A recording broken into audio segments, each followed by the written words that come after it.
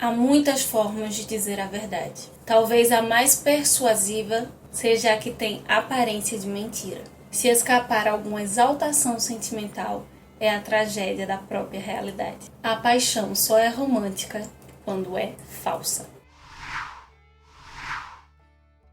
O que temos para hoje, Sanchos e Dulcineias? Eu sou a Larissa Bertolino, você está numa Garota Quixotesca, um canal que se propõe a falar sobre literatura e tudo que a gente apresenta aqui de uma forma ou outra, seja sobre os livros diretamente, sobre a nossa relação com a leitura, sobre religião, cristianismo, tem algum ponto de convergência com o Dom Quixote. Esse ano você vai nos ouvir falar bastante sobre tudo aquilo que o Quixote apresentou na modernidade e, na verdade, sendo relido pelo modernismo. E exatamente é durante o modernismo que essa imagem na Espanha e em alguns países aqui da América Latina vão criar uma dicotomia ali se o Quixote seria a representação máxima do que há de mais moderno ou daquilo que há de mais regional. E da mesma forma, em vários outros modernismos ao redor do mundo, como o nosso brasileiro, essa dicotomia entre modernismo, cosmopolitismo, regionalismo vai ser bem forte. Para citar mais uma vez o Peter Gay com o modernismo, que eu sempre estou citando aqui, ele vai tratar do fascínio da heresia, o modernismo, como as estéticas que vivenciaram, que eclodiram por mais de um século e meio e que tratavam da heresia tanto formal quanto daqueles assuntos mais heréticos, ao mesmo tempo que potencializavam uma subjetividade ainda não vista na literatura. Nós conseguimos entender que tanto o modernismo, tido como cosmopolita, quanto o regionalismo são modernistas nos dois âmbitos, refletem essa nova estética, esse novo homem que surgia ali na virada do século XX. No entanto, cada um à sua maneira, divergindo esteticamente em alguns pontos importantes. Se você lembra das aulas sobre modernismo lá na escola, sabe que especialmente ali depois de 1922, da Semana de Arte Moderna, houveram grupos que se chamavam ou eram chamados de regionalistas. E por mais que existissem regionalistas em várias regiões do Brasil, o maior destaque foi para aqueles livros, aquelas obras ou autores que trataram do Nordeste. Se a gente ficar pensando nessa dicotomia entre modernistas de 22 e regionalistas, nós vamos compreender sim algumas coisas, mas acabamos perdendo muito da riqueza do debate sobre o modernismo. Enquanto nós teríamos os modernistas que seriam cosmopolitas, ou seja, que uniam ali todas as convergências de culturas distintas que estavam presentes nos grandes centros, e nada melhor para representar isso do que o movimento antropofágico. Os regionalistas, e aqui nós vamos fazer um recorte especial na geração de 30, talvez a mais regionalista de todas, compunham aquilo que ficou conhecido como ciclo regionalista nordestino, porque tanto as obras retomavam o cenário, o viver dos nordestinos, especialmente do sertão nordestino, como os autores de maior destaque desta época eram daqui do Nordeste. Dentro desse ciclo nós tínhamos a Raquel de Queiroz, o José Lins do Rego, o Jorge Amado, o Graciliano Ramos, assim como o autor do livro de hoje. Eles esteticamente, no que toca à poética, eram independentes da Semana de 22. Eles convergiam em alguns aspectos, divergiam em outros, mas não necessariamente era um grupo que saiu ali ou que estudou aquela proposta e elaborou algo voltado ou em resposta ao que foi propagado na Semana de Arte Moderna. Eles estão inseridos nesse período, algumas dessas estéticas tocam, mas não de modo direto, de modo proposital. E vai predominar na geração de 30 é o realismo, né? O realismo. Por mais que o maior destaque desses livros seja o cenário rural, também existirão romances regionalistas que se passarão no ambiente urbano. Um ponto histórico muito importante que vai diferenciar essa geração de outros modernistas é um período de transição no qual eles estão inseridos. Lembremos que a década de 30 do século passado é o período do Estado Novo comandado pelo Getúlio Vargas, onde nós tivemos um boom nos estudos sociais. Essa década, por exemplo, Sérgio Buarque de Holanda vai lançar em 1936 o Raízes do Brasil, e o também nordestino, neste caso pernambucano, Gilberto Freire publicará o Casa Grande em Senzala, em 1933. Todas essas inspirações realistas que essa geração bebeu bastante ainda do século XIX, pode ser considerado pré-modernismo ou realismo e naturalismo em certas medidas. E por esse boom dos estudos sociais, as obras de 30 vão ser bem engajadas sociais, históricas, politicamente. E especialmente a vontade por denunciar este cenário e descrevê-lo de um modo distinto do que se fazia até então, é que o José Américo de Almeida vai escrever e publicar A Bagaceira em 1928, o que acabará sendo um marco do regionalismo no Brasil e dessa geração. Nós poderíamos pensar que talvez o foco principal do autor fosse denunciar as condições sociais, especialmente ali da sua terra, da Paraíba. A partir dessas escolhas, ele vai narrar a história de um triângulo amoroso que se desenvolverá em uma seca que vai ocorrer de 1898 a 1915. E guarde essas datas porque elas são muito importantes para a potência desse livro. Esse romance vai ocorrer então entre a Soledade, uma sertaneja, uma retirante que chega ali com a sua família no engenho Marzagão.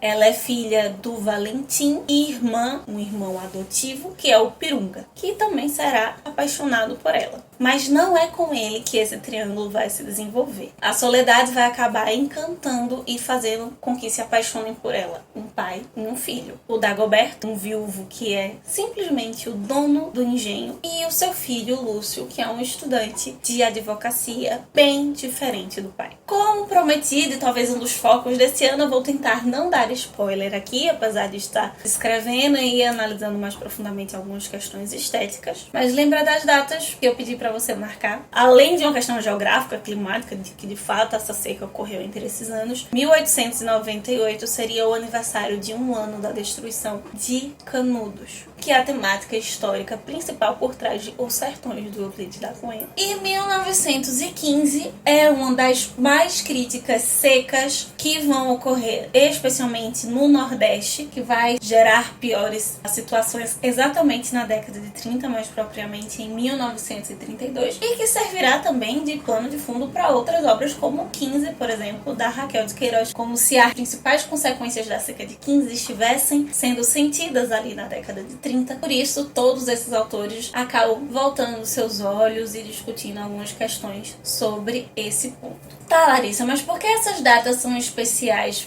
para essa história, para o que vai acontecer entre a Soledade, o Lúcio e o Dagoberto? Junto com a leitura de A Bagaceira, eu reli outras obras do nosso modernismo, como Macunaíma, Serafim Ponte Grande, que é muito nítido algumas diferenças entre essa obra, que é o marco do regionalismo, e os principais títulos do nosso modernismo. No primeiro momento, a narrativa de A Bagaceira acaba aparecendo mais com Os Sertões, de Euclides da Cunha, exatamente por esse aspecto mais voltado para o determinismo, por exemplo, e que mesmo num cenário modernista, o foco principal do José Américo não é o experimentalismo linguístico como o pessoal de 22, apesar de sim apresentar uma nova forma de escrito, de descrição, de representação da realidade, para que haja essa diferenciação entre os romances de 30 e os romances modernistas, antes e depois do José Américo de Almeida. De certo modo, todos os romancistas de 30 vão acabar voltando para uma estética a la machadiana e que bebe muito ainda no século XIX. Eles vão retornar à verossimilhança,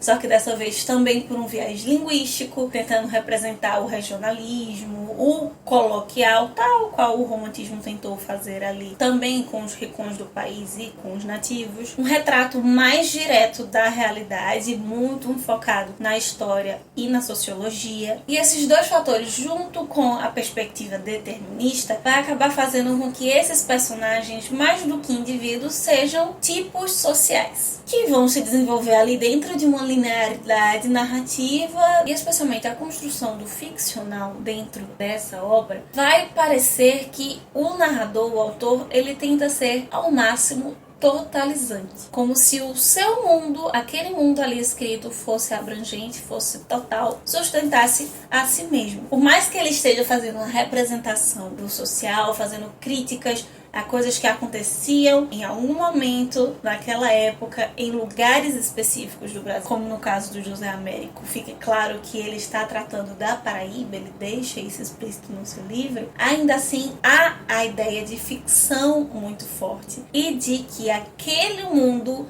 descrito basta por si só e que as intervenções que necessitam ocorrer ali precisam ser literárias. Esse sertão ali descrito tem muitas estruturas que o sertão antes do século XIX ainda tinha e que o sertão ainda hoje no século XXI tem e que datam talvez da Idade Média e não necessariamente no século XVI, XVII ou XIX, mas a maneira como ela será retratada na obra não será mais como nesses outros períodos anteriores. Ainda que isso não seja tão evidente e abrupto quanto o rompimento da linguagem que os modernistas de 22 apresentavam. Além da seca e do coronelismo, o José Américo de Almeida vai representar dois tipos muito específicos deste cenário: os retirantes e os brejeiros. Os brejeiros seriam os trabalhadores do engenho, que são ali da região, enquanto que os retirantes, né, são os de fora, são a ameaça, os trabalhadores temporários. Por isso que talvez o ponto central desse livro acabe sendo o conflito entre esses dois grupos. Isso é muito mais importante do que o triângulo amoroso já citado, por exemplo. Enquanto um grupo é representado como servil, rasteiro, menos inteligente,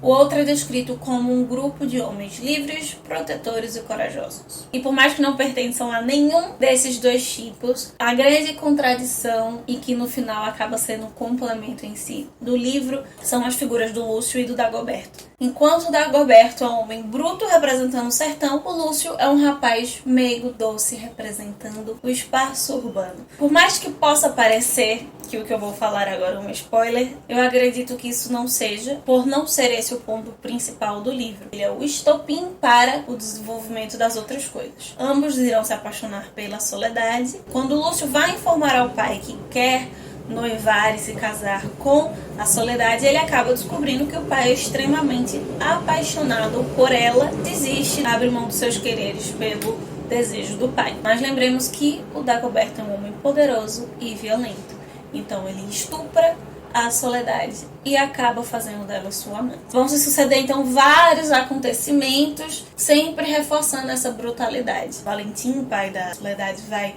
tentar vingá-la e acaba matando outra pessoa, que agora é o seu filho, Pirunga, vai então tentar vingar ali a sua irmã, matando a pessoa certa. O que decorre disso, os conflitos, as questões, tudo que é apresentado após esses três acontecimentos tem o ponto central e as descrições mais fortes e mais importantes da obra. Essa semana nós estivemos lendo O Grande Sertão Veredas. A Soledade acaba me parecendo com muitas dessas mulheres, e é interessante ver como na nossa literatura as mulheres, especialmente as mulheres que estão no sertão, são quase que a representação da dor, da miséria, do sofrimento. O próprio nome da Soledade indica isso, né? Como se ela fosse predestinada a uma vida de solidão e amarguras. Mesmo com esse sofrimento, eu não consegui criar um sentimento pela Soledade. Sim, pela situação, que é grotesca, mas não pela personagem. Na verdade, todo o livro acaba rompendo com isso. Enquanto nós temos romances de 30 como Vidas Secas, 15, sentimos dó até mesmo da baleia, da cachorrinha, pelo menos na minha leitura, a Bagaceira não permite um desenvolvimento maior dessa catarse. Deixa algumas falhas narrativas, algumas falhas lógicas, que acabam quebrando o ritmo da leitura e, consecutivamente, do seu envolvimento enquanto leitor.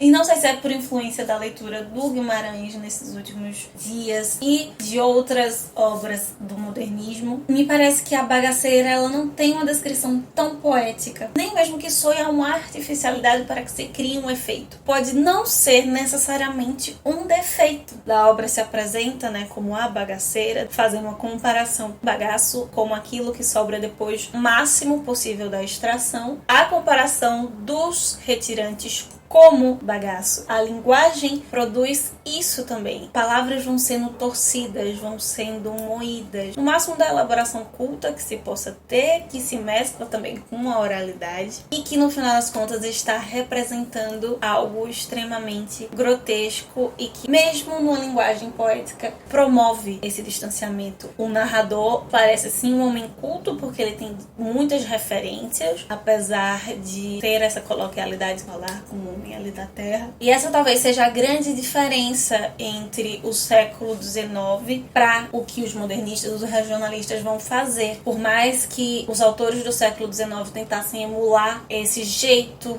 brasileiro de falar, não havia esse nível de coloquialidade que o modernismo vai possibilitar experimentar. E até demorei para reconhecer na leitura alguma influência ou outra dos modernistas 22 na escrita do José Américo de Almeida. Talvez o mais forte delas sejam a descrição de cenas extremamente grotescas com uma banalidade absurda. Quando ele descreve uma mulher acocorada urinando, para descrever os retirantes como se eles estivessem saindo de dentro dos bagaços da cana, estando extremamente atrelado com o que o Peter Gay vai falar, que o slogan principal dos modernistas é "Surpreenda-me". Tanto os de 22 quanto os regionalistas, eles vão trazer forma nos conteúdos, formas surpreendentes de tocar em determinados assuntos ou de tratar e falar da literatura.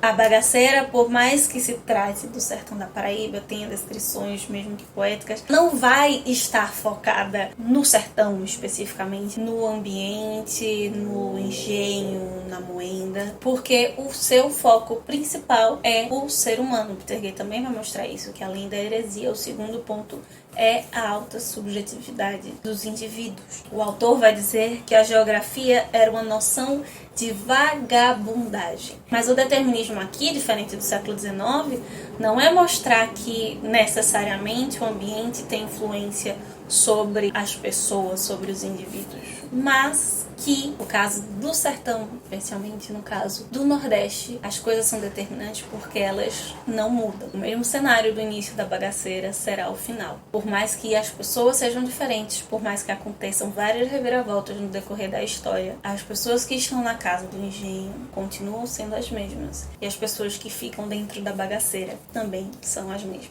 O maior determinismo de A Bagaceira é que talvez os ciclos do sertão continuam sendo os mesmos até hoje. Para fechar o vídeo, eu queria compartilhar com você a frase final do livro. Eu não vou dizer de quem é, para não dar spoilers, como prometido. Descreve perfeitamente as acusações de todos os romancistas de 30 e que talvez descreva a essência desse bagaço, dessa coisa que fica no final e que não sobra pra nada. No decorrer dessa história e de todas as histórias vivenciadas naquele período. Eu criei o meu mundo, mas Deus pôde fazer o homem à sua imagem e semelhança. Mas que pareça que ele esteja acusando Deus de ser perverso e de ser uma acusação determinista, Deus criou e por isso somos assim. Ele coloca antes de Deus a si. Eu criei o meu mundo. E ele realmente é muito importante para isso. Por mais que existam conflitos, por mais que existam vários personagens tentando mudar o rumo ou vingar coisas que vão acontecendo no decorrer das páginas do livro, por mais que todos sejam criados à imagem e semelhança de Deus,